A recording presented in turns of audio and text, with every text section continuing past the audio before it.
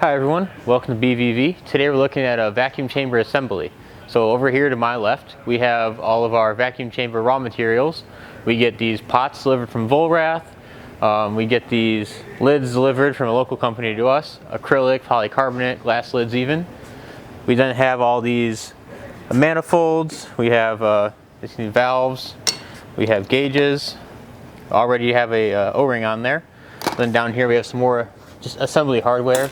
Some bolts, nuts, washers, more gaskets, and then let's get started building one of these things up.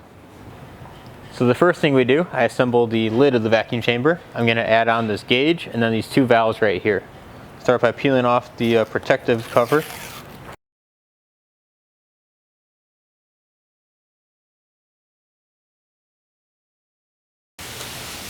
Next I'm just going to put on the valves and the gauge through the hole. The gaskets on here are nice and clean, brand new. It should seal pretty well. Flip it over. Each one gets a washer and a nut. So I have these locking nuts here so they don't come loose over time. The manifold and gauge, they may be slightly able to turn while they're on there. That's just because of the softness of the gasket being compressed. I'll hold my top side, then using this drill, just snug it up. I don't want to crank it down too hard or it's going to smash the gasket where it's going to go out past the edge of the sealing surface.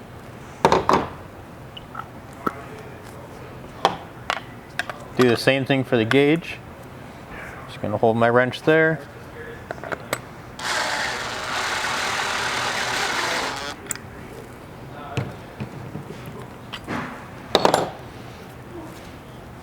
Now when the vacuum gauge or anything's still allowed to turn that easily, I'll give it a little bit more of a tighten. Again, we don't want to make the gasket flare out past the edge of the sealing face. Carefully watching that, and there we go, the gauge is nice and snug. Same with the valves, we're good to go on this lid. I'm going to take this gasket for the main seal, put it around the outside of my acrylic lid. Now because I'm using this acrylic lid, I have to make sure I got the right sticker on there. So here I have stickers for the acrylic lid vacuum chambers. This one's a 3-gallon aluminum chamber.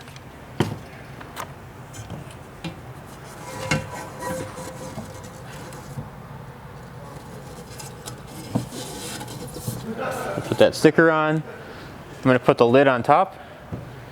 Then I have this small vacuum pump we use for testing.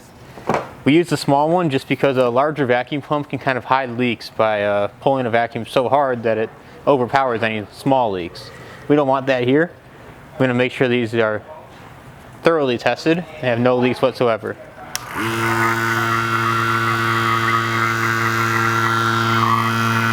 You see the gauge already starting to move. We're going to wait till it's at about -28, -29 degrees of inches of mercury of vacuum. While that's going, I have some stuff to make a goodie bag over here. I'm just going to throw in a slick pad. You can use that underneath your vacuum chamber to keep it on a table without scratching the surface. I then have a hose. I have a silencer you can put on. It goes right here. When you're releasing vacuum, it'll not allow you to pull air through. It's kind of like a filter. And I just have a small user manual. Stick that in. And this one's ready to go. You just got to build a box for it.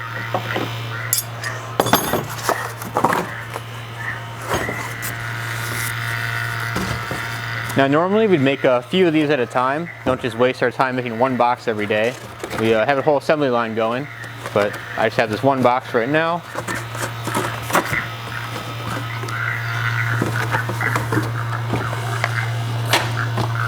We have our tape machine, spits out this wetted cardboard tape.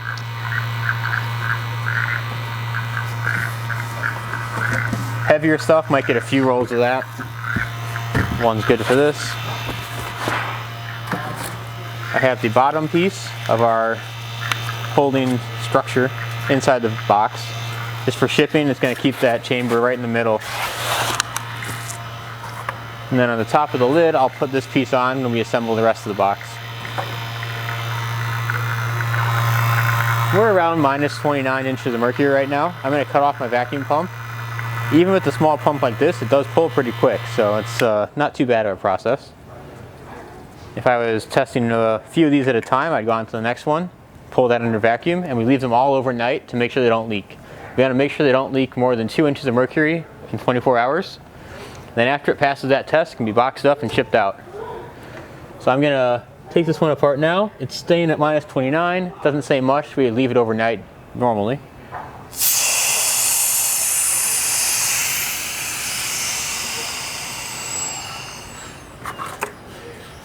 Now the way this is shipped, we just put the gauge and valves through this hole. Just close up this piece of cardboard, and it ships upside down on top of the chamber. Inside, we're just going to throw in this goodie bag. Now this piece is ready to go out.